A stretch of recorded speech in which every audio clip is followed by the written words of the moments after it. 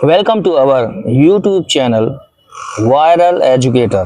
हमारी Instagram ID है viral educator 23 और हमारी इंस्टाग्राम आईडी वायरल एजुकेटर 23 में जो डेली लाइव सेशन चलता है जो कि 8 PM to 10 PM यानी रात 8 बजे से 10 बजे तक, जहां पे आप हमसे 1-to-1 कन्वर्सेशन और बातचीत कर सकते हैं अपने एजुकेशनल बैकग्राउंड के बारे में और अपने एजुकेशनल एक्टिविटीज़ के बारे में हमसे व्यापक चर्चा आप हमसे कर सकते हैं।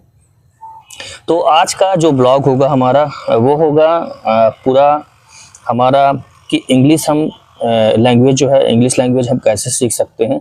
बहुत सारी चीज़ें हम इस ब्लॉग में बताने की कोशिश यहाँ पे हम करेंगे। तो जैसा कि मैंने आपको बहुत सी वीडियो में हमने आपको बताया था कि सबसे पहले इंग्लिश सीखने के लिए सबसे पहले आपको वर्ड्स आपको ढूंढने पड़ेंगे कि कोई भी सेंटेंस अगर बनता है तो वो वर्ड्स से बनता है। तो वर्ड्स कैसे क्रिएट होगा या फिर वर्ड्स कहाँ से आएंगे, ये सब चीज़ें हम चर्चा यहाँ पे हम करेंगे। तो सबसे पहले वर्ड्स वर्ड्स कहाँ से आते हैं? पार्ट ऑफ स्पीच से। पार्ट ऑफ स्पीच मतलब कि नाउन हो गया, प्रोनाउन हो गया, है ना, एडजेक्टिव हो गया, एडवर्ब हो गया और इंटरजेक्शन हो गया, कंजक्शन हो गया। तो इस प्रकार के जो हैं पार्ट्स ऑफ स्पीच कह सकते हैं इसको। तो पूरा जो है इसी में आएगा, ये वर्ड्स का पूरा आएगा। और आइडम्स हो गए और मुहावरे हो गए, है ना।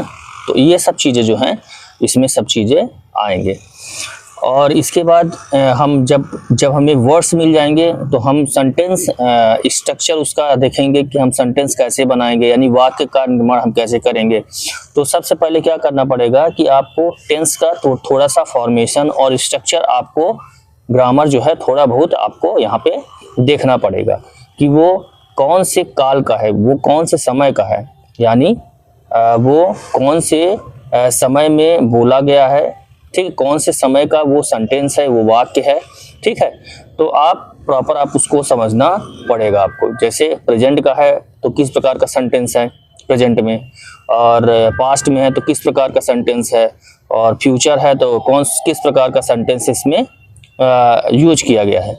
जैसे मैं एक बार आपको डिस्कस करता हूँ आपसे। जैसे आप देखेंगे कि जब हम प्रेजेंट की बात करते हैं तो प्रेजेंट में क्या होगा, ठीक है, या फिर काम होता है, ठीक है, या फिर काम हो रहा है, या फिर हो चुका है, या फिर टाइम से हो रहा है। तो इस प्रकार के सेंटेंस जो है जो प्रेजेंट में होते हैं वो प्रेजेंट टेंस में हम इसको डालेंगे। और पास्ट टेंस का कैसा? तो पास्ट टेंस में यानी कि पास्ट में या फिर भूतकाल में होने वाले सभी घटनाएं जो हैं पास्ट टेंस के अंतर्गत ये आ जाएंगे। तो ऐसे ही इसका होगा, जैसे ता था, ती थे, ते थे, और या, ई, ए, ऐसे शब्द जो हैं प्रेजेंट इंडिफिनिट यानी पास्ट इंडिफिनिट टेंस के अंतर्गत ये पूरा आ जाएगा, ठीक है। और जैसे कंटिन्यूअस में रहा था, रही थी, रहे थे, इस प्रकार के सेंटेंस हम यहाँ पे कंटिन्यूअस वाले सेंटेंस। और परफेक्ट मतलब चुके थे, यानी पास्ट में जो चुका था, चुके थे, चुकी थी।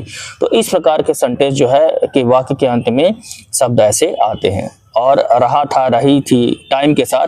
तो इस प्रकार के सेंटेंस हम यहाँ पे पास्ट टेंस में बनाते हैं।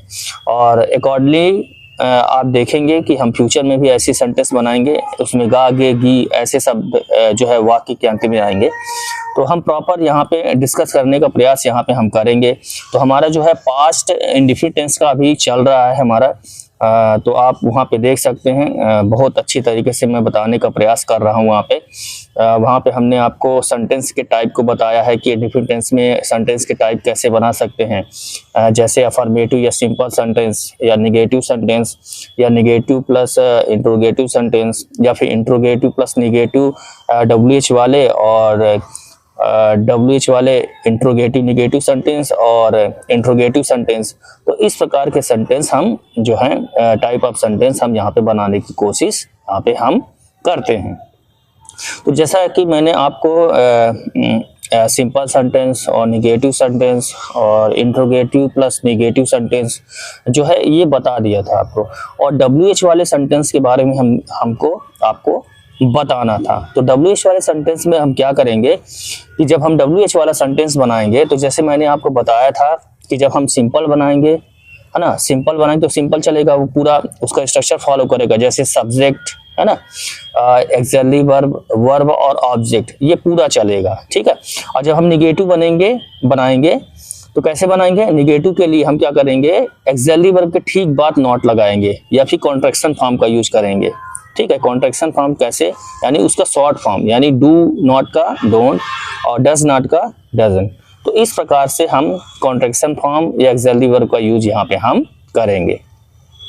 और इसके बाद हम निगेटिव बनाने के बाद हम इंट्रोगेटिव बनाएंगे। इंट्रोगेटिव कैसे बनाएंगे? इंट्रोगेटिव दो टाइप के होते हैं। एक तो जो सेंटेंस क्या से स्टार्ट होता है, यानी कोई वाक्य क्या से स्टार्ट होता है, तो हम उसकी इंग्लिश का क्या करते हैं, हम क्या करेंगे? एक्सिलरी वर्ब जो है सब्जेक्ट के पहले, ठीक पहले जो है एक्सिलरी वर्ब डाल देंगे और बाकी सेंटेंस जो है सेम ऐसे रखेंगे। तो जैसे मैंने आपको बताया था, एक सेंटेंस हमने आपको प्रॉपर डिस्कस किया था, जैसे आई प्लेड क्रिकेट, मैं क्रिकेट खेलता था, या फिर मैंने क्रिकेट खेला। और जब इसका हम निगेटिव बनाए तो कैसे बनाए? I did not play cricket, मैंने क्रिकेट नहीं खेला। अब first form of the verb का यूज होगा, ठीक है। तो I did not play cricket, मैंने क्रिकेट नहीं खेला। और जब हम इंट्रोगेटिव बनाएंगे तो क्या करेंगे? एक्सिलरी वर्ब पहले डाल देंगे सब्जेक्ट के, तो सब्जेक्ट क्या है? आई है, तो इसके पहले डाल देंगे डिड। तो डिड आई प्ले क्रिकेट, क्या मैंने क्रिकेट खेला? डिड आई प्ले क्रिकेट, क्या मैंने क्रिकेट खेला? तो इस प्रकार के सेंटेंस हम यहाँ पे बनाते हैं। तो हम निगेटिव बनाएंगे तो एक्सिलरी वर्ब के बाद नॉट का प्रयोग करेंगे, और जब हम इंट्रोगेटिव बनाएंगे तो क्या करेंगे? हम सब्जेक्ट के पहले एक्सिलरी वर्ब का यूज यहाँ पे हम करेंगे। तो मैंने आपको अफर्मेटिव, निगेटिव और इंट्रोगेटिव सेंटेंस और इंट्रोगेटिव प्लस निगेटिव सेंटेंस के बारे में बता दिया था। इंट्रोगेटिव निगेटिव किस लिए क्या करेंगे? इसके लिए डिड नॉट का यूज करेंगे या डिडंट का यूज करेंगे। जैसे आई प्लेड क्रिकेट, मैंने क्रिकेट खेला। डिड आई प्ले क्रिकेट, क्या मैंने क्रिकेट खेला? Did I not play cricket, क्या मैंने क्रिकेट नहीं खेला? डिडंट आई प्ले क्रिकेट, क्या मैंने क्रिकेट नहीं खेला? तो इसमें कॉन्ट्रैक्शन फॉर्म यहाँ पे हम यूज कर सकते हैं। तो आशा है आपको समझ में आ गया होगा। और WH वाला सेंटेंस जो है हम जल्द स्टार्ट करेंगे, उसका वीडियो जो है हर टाइप के सेंटेंस के बारे में हम डिस्कस करने का प्रयास यहाँ पे हम करेंगे। तो आप हमसे जुड़े रहें, और इसी ब्लॉग के साथ ब्लॉगिंग के माध्यम से ही मैं आपसे डिस्कस करने का प्रयास यहाँ पे करूँगा। आपसे बहुत सारी चीज़ें डिस्कस करूँगा। तो जैसे मैंने आपको बताया कि पार्ट ऑफ स्पीच होगा, फिर सेंटेंस स्ट्रक्चर यानी टेंस का पूरा पार्ट आ जाएगा, फिर उसके बाद यानी सेंटेंस को आप किस इफेक्टिव तरीके से आप कह दें, उसके लिए हम वॉइस का डिस्कशन करेंगे, नरेशन का डिस्कशन करेंगे। नरेशन मतलब होता है कि कोई बातचीत कर रहा है या कह रहा है, तो उस बात को हमको कैसे लिखना है या फिर कैसे बोलना है, ठीक है। तो वो सब चीज़ें बात जो हैं ग्रामर से रिलेटेड पूरे रूल्स जो हैं हम आपसे डिस्कस करने का प्रयास यहाँ पे हम करेंगे।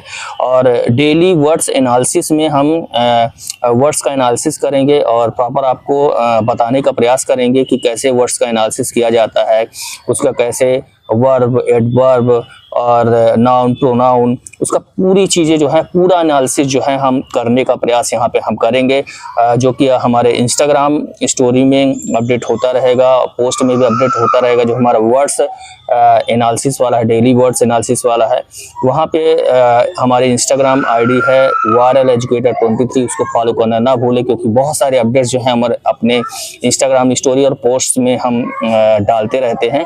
तो आप हमसे कनेक्ट रहें।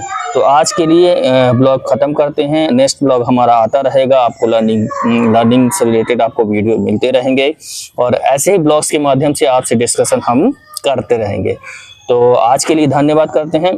कल हम आपसे ज़रूर मिलेंगे। ऐसे ही ब्लॉग्स रोज़ जो है ब्लॉग्स बनते रहेंगे और आपसे डिस्कस करते रहेंगे और आपके साथ लर्निंग हम करते रहेंगे। तो आज के लिए धन्यवाद।